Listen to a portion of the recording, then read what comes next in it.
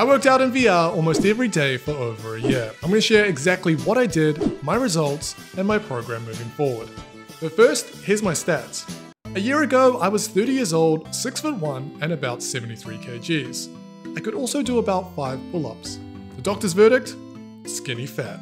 Now, I'm no stranger to VR, so my cardio fitness was actually okay. I'll give myself a 6 out of 10 here. My strength, probably a little bit below average. I'll give myself a 4 out of 10. And finally, my mobility, well, I didn't even know this was a thing yet, so I'm gonna give myself a 0 here.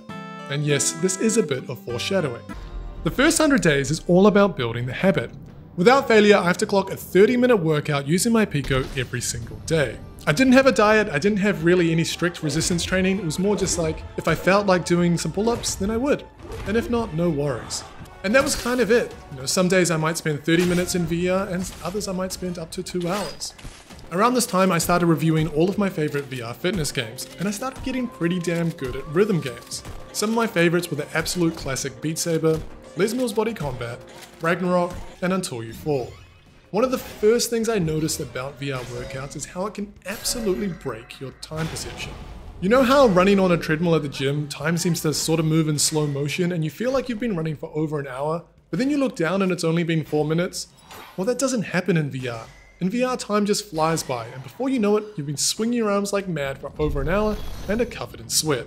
And they say that exercise is one of the best keystone habits you can form. And honestly, I kind of agree, because working out in VR made me thirstier, so I drank more water. And then by 11 PM, I was slightly more tired, so I went to bed earlier. And because I was going to bed earlier, I got a better rest. This led to me feeling more energetic and then creating content after work, learning about video editing, scripting, and thumbnail design. And then I even started adding resistance training. Because I was doing some resistance training, I also wanted to make sure that I got enough protein, so I stopped skipping breakfast. And even though I wasn't really tracking these other activities, I just sort of noticed the ripple effect and how it was positively affecting my life in ways I didn't think it could. Now, I'm not saying that I was all of a sudden this perfect monk, even though I sort of do look like one, and I definitely didn't have some sick morning ritual. I still spent a lot of time gaming, drinking, and enjoying myself, but overall, I did feel a sense of progression. Now, speaking of drinking, as you get older, your hangovers do get worse. And working out with a hangover is no fun at all. You couple that with strapping an electronic device to your eyeballs and you're in for a very bad time. But I still showed up. I even went camping to a beach wedding in Western Australia where we partied the night away, but the next day in 40 degrees heat, I showed up and did my Les Mills Body Combat class in the camper van.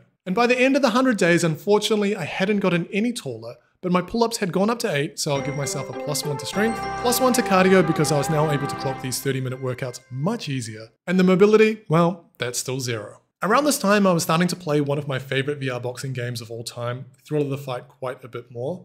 But when I was watching back my recordings of me playing, I was kind of shocked. This form is an absolute embarrassment. And while VR is fantastic for immersion and breaking time perception, one of the things that completely goes out the window, especially when you get tired, is your form.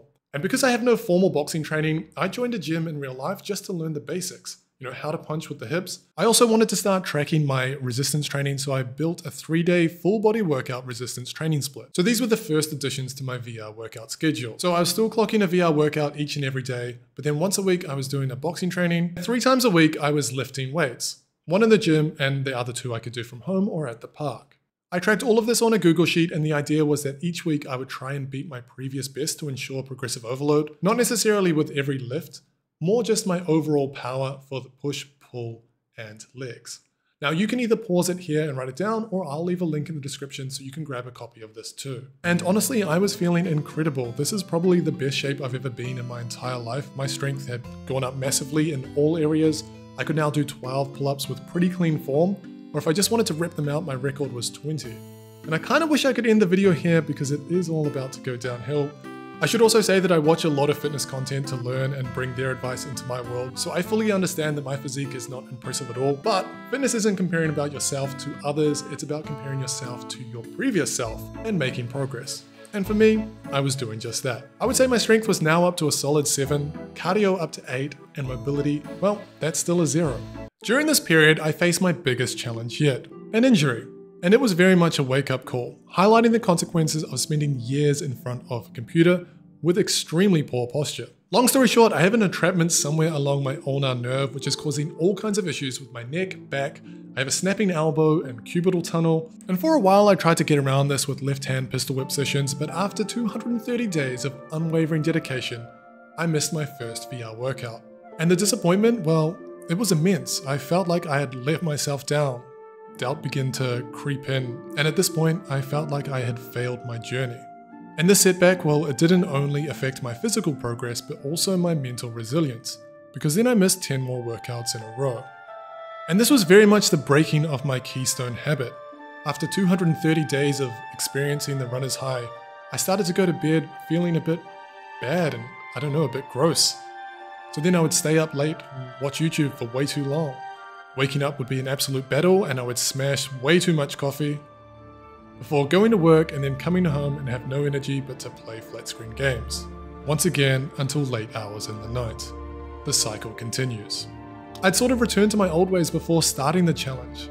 One of the days I was laying in bed and a video by K Bogues, I think I'm saying that right, he made this video called "Injuries Don't Ever Let Them Stop You."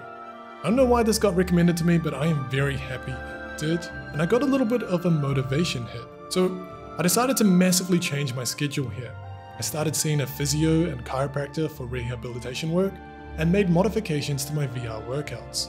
I also started playing with isometrics for strength training to take a bit of pressure off my joints. And unfortunately, I didn't record my progress here because I was still under the impression that this would no longer be a video, because why would someone want to watch a transformation where the person doesn't really transform? Objectively, if I think back, I was doing a bit less, so I think I had regressed it. Essentially everything. Strength, let's dial that back down to 5, cardio to 6, and mobility, well, I guess that's now a -1. So as I approached day 300, my perspective began to shift a bit. The injury had forced me to slow down, leading me to discovering yoga, and then I started incorporating both VR yoga and real-life yoga into my routine. So my schedule was looking like this. I would still use VR every day. Now, not all of them would be intense cardio. Sometimes I would modify it a bit.